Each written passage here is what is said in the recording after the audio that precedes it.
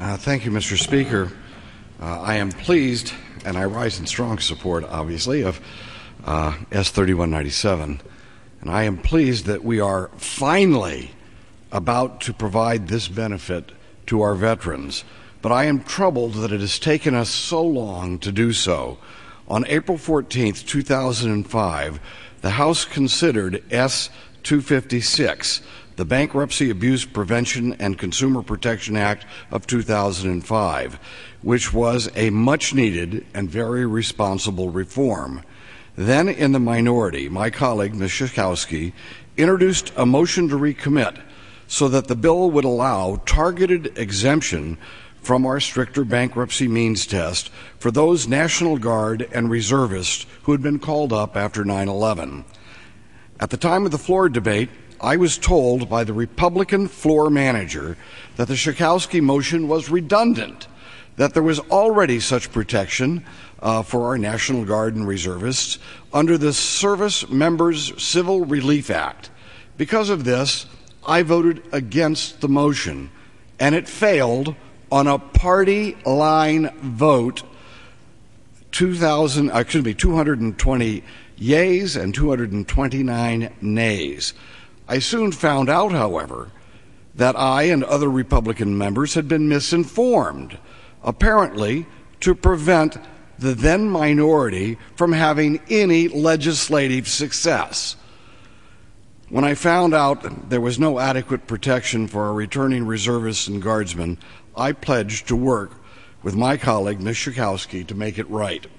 Subsequently, I introduced legislation to amend the bankruptcy law. This measure, of course, isn't costing any, maybe it cost a few, but probably not any federal dollars, new federal dollars. There's no big spending involved in this. There is no massive appropriation needed. All it is a consideration for these people who have risked their lives for us and are coming home. But my party couldn't get itself to provide consideration for our homecoming heroes, even though there wasn't a major cost involved. Thus, my legislation didn't ever get to the floor. In the meantime, party control of the House changed, and Ms. Schakowsky and I have been working diligently to get this legislation to the floor and get it passed into law. The Senate passed the bill by unanimous consent on Tuesday, and we are now considering this bill under suspension, which means it's pretty well recognized that this has widespread support, and it should have been voted on and accepted a long time ago. S3197, introduced by Senator Durbin in the Senate, has bettered the bill in several ways. Often it will take several months for a service member to gain an understanding of his or her financial situation after returning home. So this bill expands the time of eligibility to a year and a half after the service member has been released from active duty. And because more information is needed, this bill requires the Comptroller General to study and report to Congress on the number of reservists and Armed Forces National Guard members who will be using this exemption and the number of service members who are substantially or materially involved in bankruptcy cases because of their service. I encourage my colleagues who voted no on the motion to recommit 3 years ago to vote in favor of this legislation today.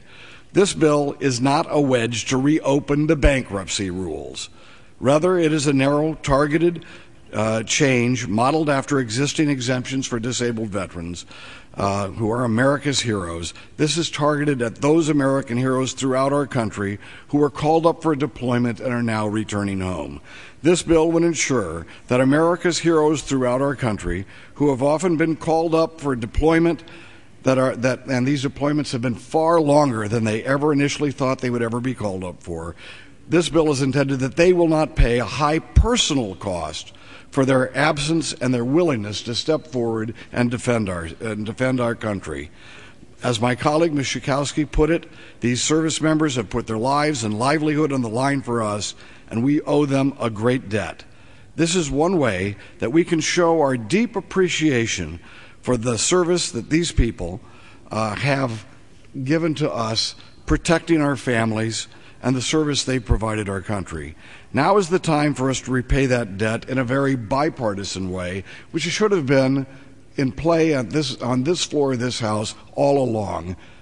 And when it wasn't, 3 years ago, Ms. Schakowsky and I have finally made up for that bit of partisanship at the expense of our homecoming heroes that happened over 3 years ago. So today I ask my colleagues to join Ms. Schakowsky and myself. I thank all of those involved who's helped us along the way, and I ask my colleagues to support this measure. Thank you. Gentleman from Michigan. Mr. Speaker, how much time remains?